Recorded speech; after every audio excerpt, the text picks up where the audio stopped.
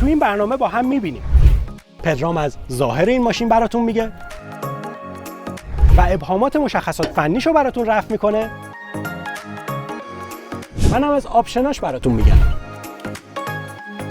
و در آخر بعد از اینکه من کیفیت سواریشو تست کردم با رقبا براتون مقایسه میکنیم و از ارزش خریدش میگیم. خوش اومدید به ویدیوی تست و بررسی چانگان CS55 پلاس.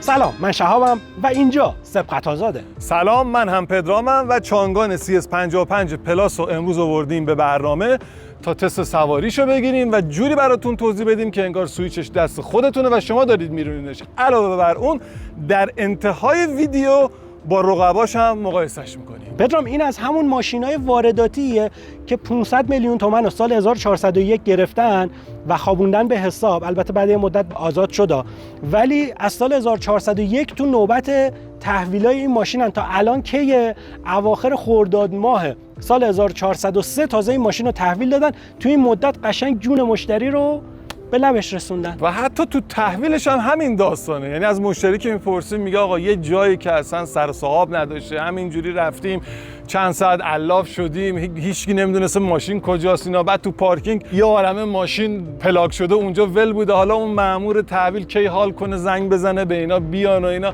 آخه ماشینای ملت رو سریعتر تحویل بدین دیگه. آخه این چه وضعشه؟ اینم از دردسرهای خودروسازی دولتی و از این حاشیه‌ها کم کنیم. توی انتهای برنامه تو جمع‌بندی بیشتر با اون همراه باشید. اونجا با رقبا می‌خوایم مقایسهش بکنیم و حرف نهاییمون رو بزنیم. فعلا بریم به بررسی خود ماشین برسیم. پدرام، با ظاهر شروع می‌کنیم؟ بله، شروع می‌کنیم. شروع کن.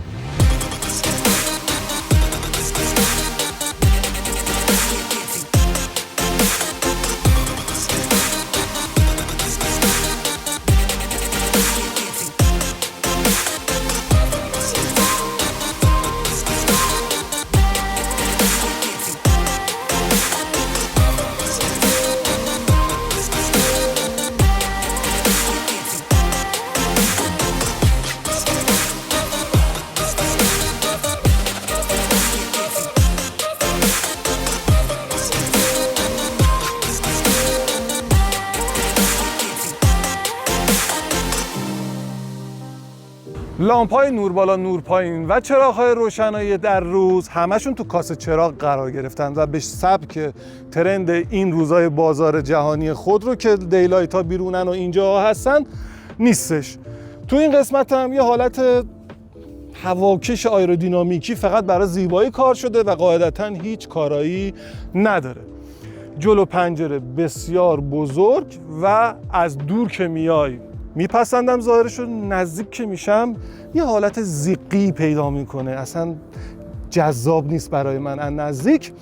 اما خب این فاصله های بین زیاده جلو پنجره و این اسپلیتری که اینجا قرار گرفته شده کمک میکنه که خنککاری رادیاتور گیربکس و موتور به راحتی انجام بشه. رنگ اسپلیتر با رنگ سپر متفاوته، لوگوی چانگان این وسط داریم و البته که اینجا رادارهای مخصوص رانندگی رو داریم که شهاب تو قسمت آپشن براتون توضیح میده. رینگ دو رنگ 19 اینچی با این سایز به درستی برای این بدنه انتخاب شده.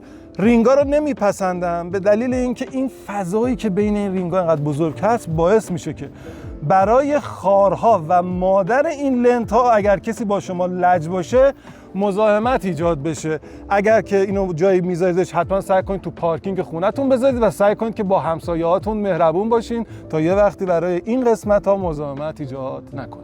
در نمای بغل این رنگ قرمزی که روی گلگیر کار شده و در امتدادش روی رکاب ها نمای زیبایی رو داده به نمای خودرو.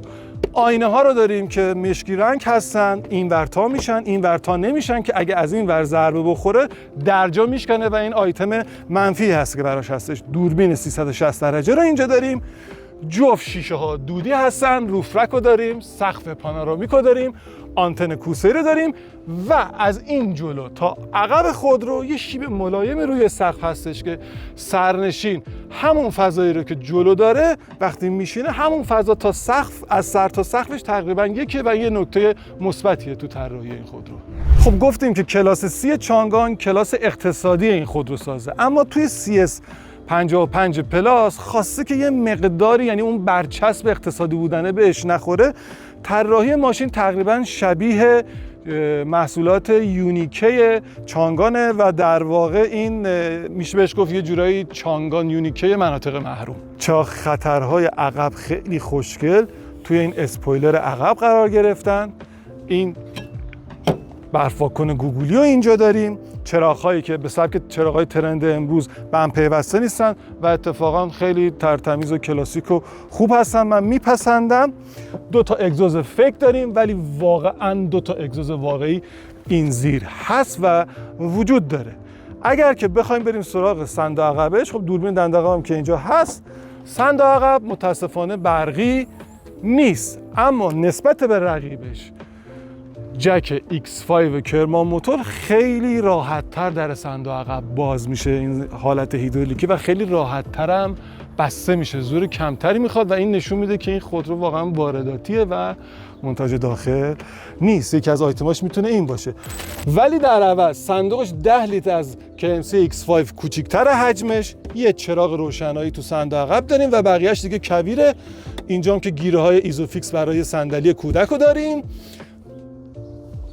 و رینگ فولادی 17 اینچی که وقتی مقایسه میکنی با محصولات جک که همیشه همون رینگ و لاستیک زاپاسه که میذارن همونه که رو خودرو هستش، اینجا این اتفاق نیفتاده و یه رینگ زیقی اینجا براتون گذاشتن که برسین خودتون رو تا یه جایی خلاصه کاراشو بکنید. بقیه لوازم پنچرگیری و چراغ خطر و اینام که اینجا هستش.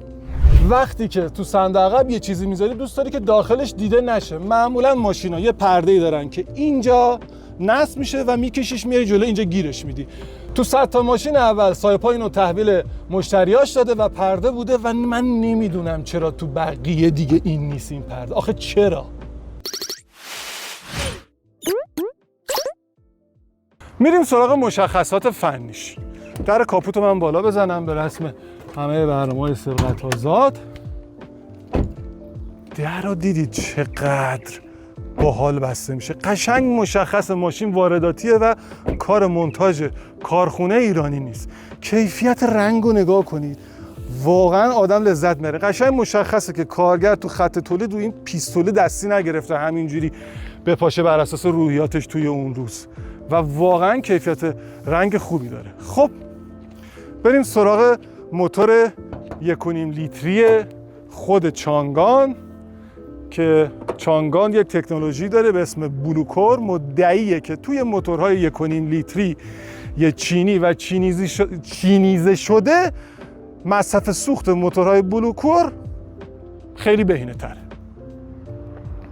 پیشرانه 180 اسب بخار قدرت، 286 نیوتن متر گشت‌آور داره که این قدرت از طریق یک گیربکس 2 کلاژه تر 7 سرعته به چرخ‌های جلو منتقل میکنه.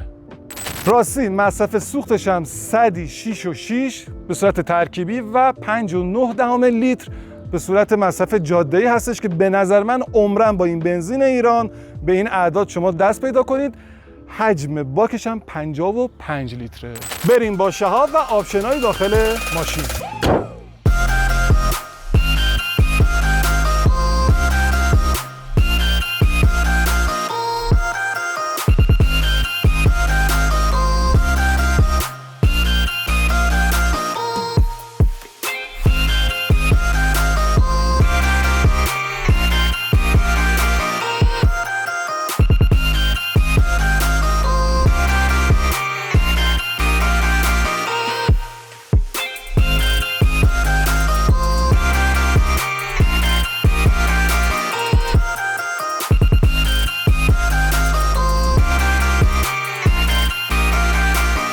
چانگان CS55 پلاس این کلیدشه.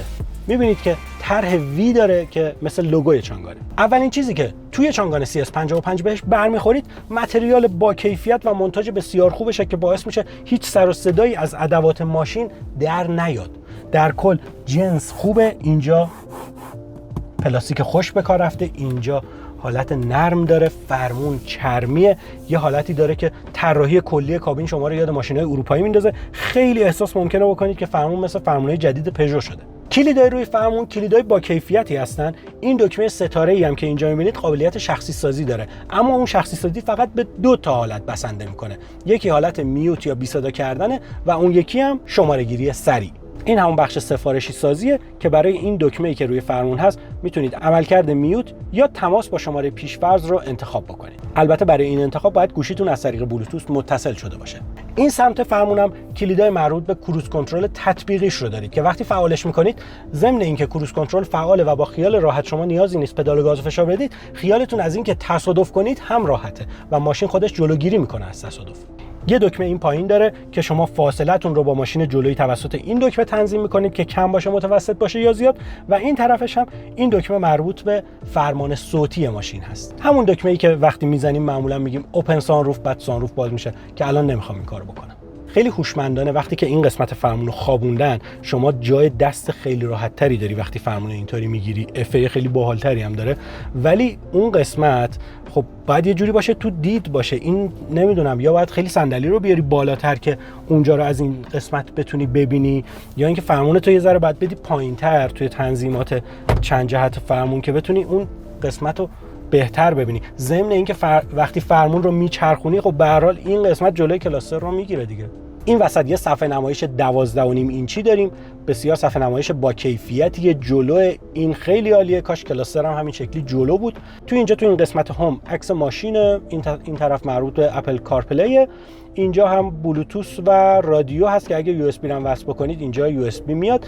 منوهای مختلفش اینجا مربوط به موزیکه که حافظه داخلی یا حافظه یو اس بی رو میتونید انتخاب بکنید.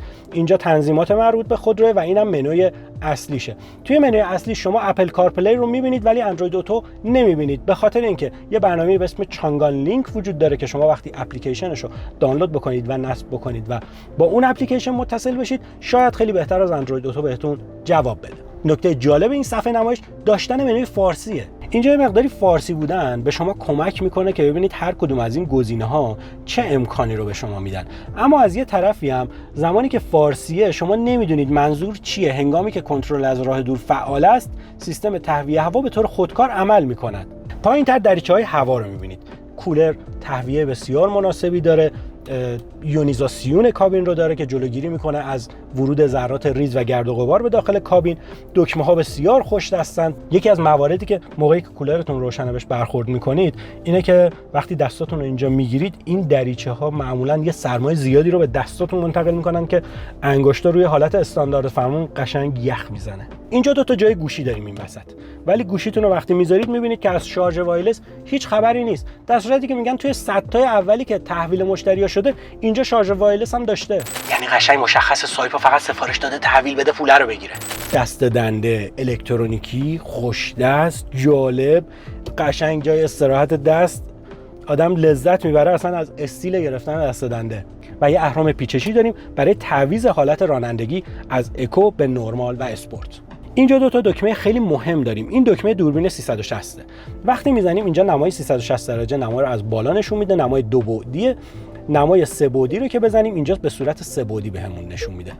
زیر ماشین رو وقتی اسکن میکنه ماشین جلو یا عقب میره، زیر ماشین رو از عکس های گرفته شده هم بهتون نشون میده که وقتی ماشین به این شکل ترانسپرنت نمایش داده میشه، زیر ماشین رو هم تقریبا بتونید یه ذهنیتی ازش داشته باشید که این قابلیت رو میتونید وارد تنظیمات بشین و این بدنه خود رو مشخص رو خاموش کنید که به این شکل شما بدنه خود رو داشته باشید.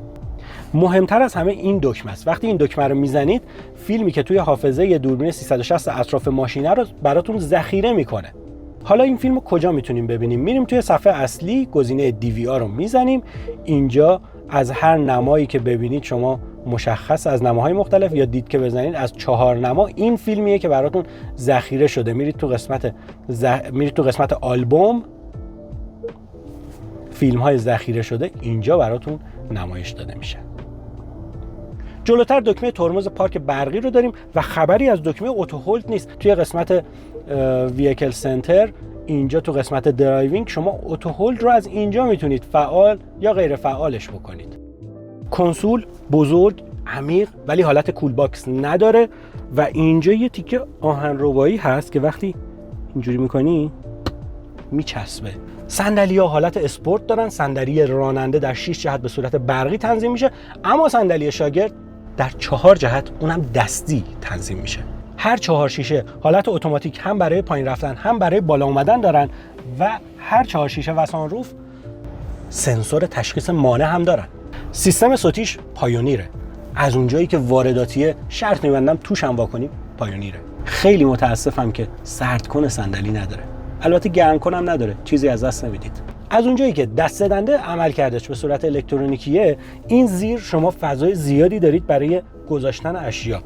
یه خروجی 12 ولت و یو اس بی هم اینجا میبینید.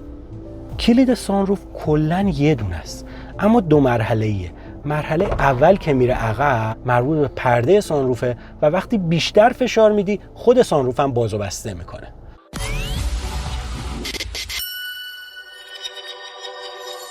خب با پدرام اومدیم داخل چانگان CS55 پلاس. پدرام خوب جا شدی میبینم. سقف تا پدرام خیلی خوبی داره. صندلی‌ها کاش که میشد ارتفاع اینا رو تغییر داد، ولی خب به هر حال خوبه برای قد من. جای پای چپم، پای استراحتم خیلی خوب. صندلی‌ها یه ذره برای من تنگ و ترشه، حالت اسپورت توریه. صندلیش اسپورت؟ آره، ولی خوب کاور میکنه. آره. مواظب باش دست‌انداز. همین دست‌اندازو با سرعت 55 از روش رد شیم. سیستم تعلیقش با سرعت 50 تا یه ضربه رو داره. آره. ولی زیر 40 تا یعنی 40-45 تا خیلی نرم رد میشه. تکونای ارزی خیلی کم داره نسبت به بقیه رقباش. تقریبا این چیز تو مایه‌های فیدلیتی، شاید از فیدلیتی بهتر، از X5 هم بهتر. آره. از لاماری هم بهتر. و کلا فکر میکنم سیستم تعلیقش یه سر و گردن بالاتر از، حالا یه سر و گردن یه گردن بالاتر از فیدلیتی. سیستم تعلیقش خیلی شبیه اینه و اینا سیستم تعلیقاشون با هم خیلی شباهت داره از نظر من، اما این نرم‌تره. چرا؟ به نظر من یکی از عللش میتونه لاستیک‌های جی تی خارجی این ماشین باشه، در صورتی که فیدلیتی لاستیک‌های داخلی کبیر روشه. این میتونه خیلی تاثیرگذار باشه روی نرمی ماشین، تاثیر زیادی داره. بله، نکته خوبی بود. حالا فرمون از یه ماشینی مثل KMC X5 سفتره. فرمون اون همچین خیلی بیشتر حال میکردم، تو دستم میگرفتم، ولی این فرمونش همچین خیلی جینگل مستون و به قول تو تر پژوییه دیگه. آره، اسپورت هم هست فرمونش یکم. یعنی اونایی که عشق ماشین بازی و اینا دارن فکر میکنم این ماشین به دردشون بخوره. و به محض اینکه سرعت زیاد میکنی، مثلا تو مود اسپورت، همش مدام فرمون صفر میشه که خلاصه تو بحث‌های ایمنی و اینا وارد مدار میشه و کنترل ماشین هم بهتر بود. آره. و ببین شتابگیریش، الان که صدای موتور خیلی کمتر از یه ماشینی مثل X5 میاد توی کابین. صدای باد همش میاد، صدای موتور من نمیشنوم. آره. بیشتر صدای باد میشنوم. صدای باد کولر میاد، صدای باد میاد. باد این از اینجاها انگار صدای باد من میشنوم. آره، منم میشنوم. ولی شتابگیری گیربکس خیلی گوش به فرمان‌تر از رقباشه و لگش هم کمتره. یعنی بذار من اینجا رو یه دور بزنم که هم شای گردشش رو یه تستی بکنم.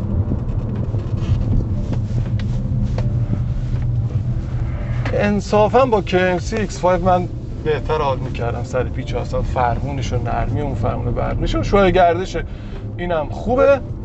شما وقتی با یه سرعت کمتری داری میری، بعد یهویی مشکلی پیش میاد یا یه اتفاقی میخواد بیفته، میخوای یهویی شتابگیری کنی، روی سرعت مثلا 40 کیلومتر داری میری.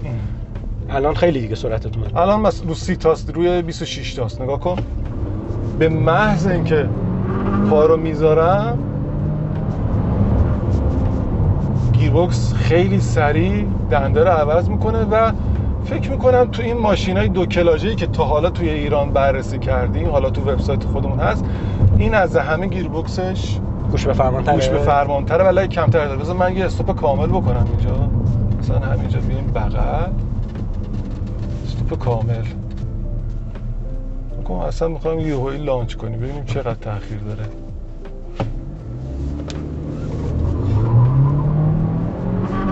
ESP وارد مدار میشه. من اونجا آره. دارم میبینم که دقیقاً. چشمک میزنه ESP. دیدی لگش خیلی کم بود، یعنی از همون اول که پاتو میذاری رو گاز نمیشینه فکر کردن، یه ذره شروع میکنه حرکت کردن یهویی میکنه و بعد انقدرم که شتاب زیاده که ESP لازمه وارد مدارش کنترل بکنه که هرزگردی نکنه. باز شما صدا میشنوی از هرزگردی چرخا، صدای اصطلاحاً تیک آف رو میشنوی.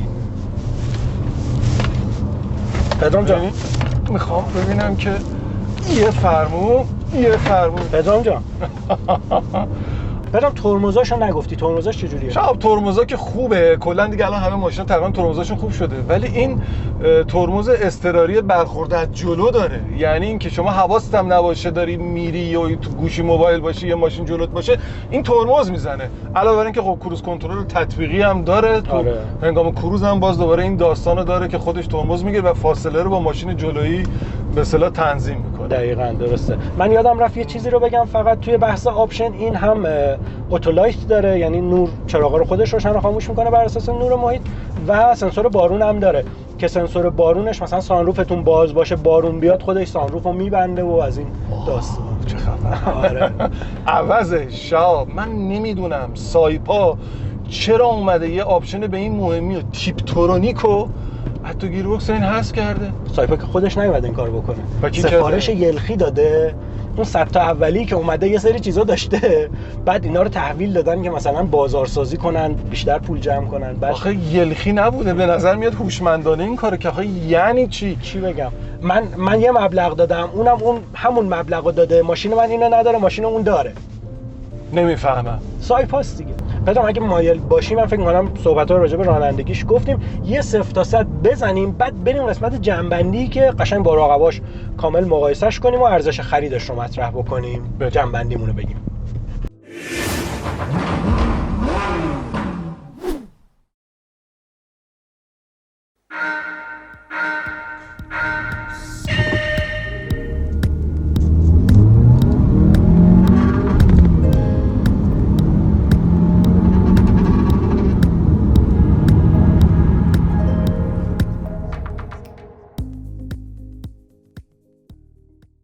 خب رسیدیم به قسمت جمع‌بندی برنامه، جایی که همتون منتظر این قسمتید ببینید این ماشین ارزش خرید داره یا نه و در مقابل رقباش چطوریه. تو این گرد و خاک و باد من دارم کور میشم، نمیدونم شب تو صدای من میشنوید تو این صدای باد؟ آره من میشنوم. ان شاءالله شما میشنوید. آقا تا الان کویر بود، داشت آسمون داشت پدرمون رو در می آورد آفتاب. چی شد یهو این باد از کجا اومد من نمیفهمم. میخوان ما جمع‌بندی نکنیم، اینا نمیخوان ما جمع‌بندی کنیم. آره میبینید تو رو خدا. خب بریم سراغ بحث اصلیمون که ماشین چانگان CS55 پلاسه. 4 تا رقیب مستقیم داره توی بازار همین الان. قیمتی که برای مالک در اومده کلن از اون موقع تا الان چقدر بوده؟ 1 میلیون و 400 نه 1 میلیارد و 415 میلیون تومان که با احتساب مثلا خواب پول و این داستاناش حساب بکنی اصلا بگو 1.5 میتونی روی حدود 1.5 حساب بکنی. توی این رنج رقبایی که وجود، البته قیمت بازارش مسلماً بیشتر از این حرفاست، از 2.300 400 گذاشتن تا 3 میلیارد، ولی کسی 3 میلیارد نمیخره، 2.300 400 هم در حاله از اپامه. آره ولی امیدوارم که یه روزی بساط این دلالیه جمع بشه، هر کسی هر ماشین رو با هر قیمتی میخواد بتونه بره راحت از کارخونش بخره. راجع به این ماشین 4 تا رقیب مستقیم توی بازار ایران داره. فیدلیتی پرایم، تیگو 7 پرو، لاماری، جک ایکس KMC X5. این 4 تا رقیب مستقیمش هستن که باید با این 4 تا رقابت بکنه.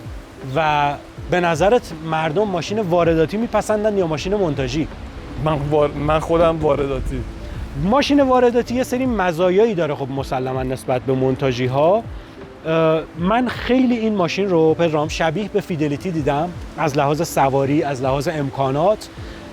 قیافه که خیلی فرق داره ولی از لحاظ سواری، نرمیش، امکاناتش و اینا خیلی شبیه به فیدلیتیه. یه مقداری با X5 سلیقه‌ای برداشته. چهره X5 همچین خاص‌تره ولی من باز چهره اینو انتخاب میکنم، این چهرهش پخته تره. در مقابل لاماری چهره اسپورت تری داره ولی باز این همچنان چهره پخته تری داره به نسبت لاماری. ضمن اینکه این نکته رو توجه کنید، لاماری جلوی این ماشین هیچی نداره. لاماری اصلا آپشن نداره. و آپشن آخرمون که تیگو 7 پروه، اون هم به خاطر حالا بحث خدمات ضعیفش نسبت به این خدمات ضعیف‌تری که نسبت به این داره نمیشه البته گفتا.